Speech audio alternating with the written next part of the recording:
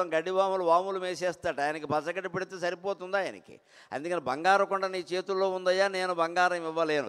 గిరీశ నికటస్థే ధనపతవు, పోనీ గుళ్ళో దక్షిణ వేస్తాం మనం, పళ్ళెంలో 10 రూపాయలు 20 రూపాయలు వేస్తాం, పోనీ హుండీలో 100 200 వేస్తాం. అది మాత్రం ఆయనకు అంతుందా? ఎందుకనట ప్రపంచం మొత్తం మీద ఎవరండి ధనాధిపతి? మన పురాణాల ప్రకారం కుబేరుడు. ప్రపంచంలో కూడా ఎవరన్నా ధనాధిపతి ఉంటే అపర కుబేరుడండి అంటారు. అందుకని కుబేరుడు. ఆ కుబేరుడికి ఐశ్వర్యం ఆయన వల్ల వచ్చింది, పరమశివుడు వల్ల వచ్చింది. నాకేమీ అక్కర్లేదు, నువ్వు తీసుకోవయ్యా అని ఇచ్చాడు. కుబేరుడికి ఐశ్వర్యం ఇచ్చిన వాడే శివుడు. ఆ కుబేరుడు ఆయనకి దగ్గరగా ఉంటాడు. కుబేరుడు ఉత్తర దిక్కుకి అధిపతి అన్నారు, ఉత్తర దిక్కున ఉంటాడు. ఈయనేమో ఈశాన్యం మూలకి అధిపతి. ఈశాన్యం ఉత్తరం రెండు అక్కడే కదా ఉండేది, ఒక పక్కనే కదా. అందుకని కుబేరుడు నీకు సకుడయ్యా, మేమేం డబ్బు ఇమ్మంటావు, ప్రపంచంలో అంతకంటే కుబేరుడు ఎవరు లేదు కదా, ఆయన పేరే కుబేరుడు. అందుకని డబ్బు ఇవ్వలేం. గృహస్థే స్వర్భూజ అమరసురభి చింతామణిగణే. ఇంకో రకంగా ఆలోచిస్తాం మన బంధువులను కానీ మిత్రులను కానీ ఏదైనా వివాహానికి శుభకార్యానికి వాళ్ళ ఇంటికి వెళ్ళినప్పుడు డబ్బులు ఇస్తే వాళ్ళకేమంతాయి, వాళ్ళు కోటీశ్వరులు. బంగారం మనమే ఇస్తాం, కొనలేకపోతున్నాం. అందుకని ఏదైనా వెరైటీ బహుమతి ఇవ్వాలని ఆలోచిస్తాం, వైవిధ్యపరమైన బహుమతి.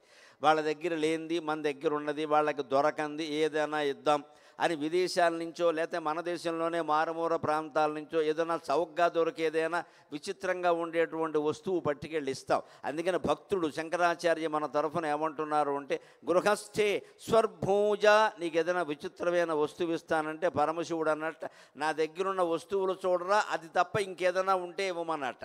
స్వర్భూజ అంటే కల్పతరువు. కల్పతరువు అంటే కల్పవృక్షం. మన ఇంటి చుట్టూ ఉండేవన్నీ ఒట్టి కలప వృక్షాలు, అవి కలపకి పనికొస్తాయి, అంతకంటే ఏం పనికిరావు. ఆయన దగ్గర ఉండేది కల్పవృక్షం. లా కింద పావొత్తు ఉంటుంది అక్కడ. లా పా విడదీస్తే వేరు, లా కింద పావొత్తు పెడితే వేరు. ఒట్టి కలప అంటే టేకు కలప.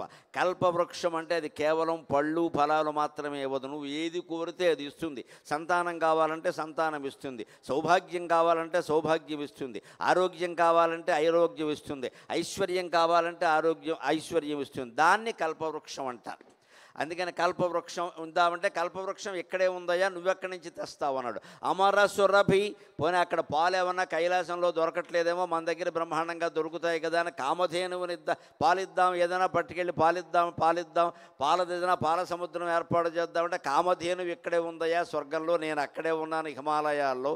స్వర్గం అంటే హిమాలయమే కదా, నువ్వు ఇచ్చేది ఏమిటని కామధేనువుని చూపించాట. నీ దగ్గర కామధేను ఉంది, మేము పాలు ఇవ్వలేము. నీ దగ్గర కల్పతరు ఉంది, మేమేమి గొప్ప గొప్ప వృక్షాలు ఇవ్వలేము. చింతామణి గణే, పోనీ అనర్ఘమైన మణి ఏదైనా కోహినూరు వజ్రం లాంటిది పట్టుకెళ్ళి పరమశివుడికి ఇద్దామంటే ఆయన అన్నట్ట నా దగ్గర చింతామణి పీఠం ఉందయ్యా, అది నాకు ఇష్టం లేక ఇంద్రుడికి ఇచ్చేసాను, పట్టుకెళ్ళవయ్యాను, నాకేమీ ఇష్టం ఉండవు.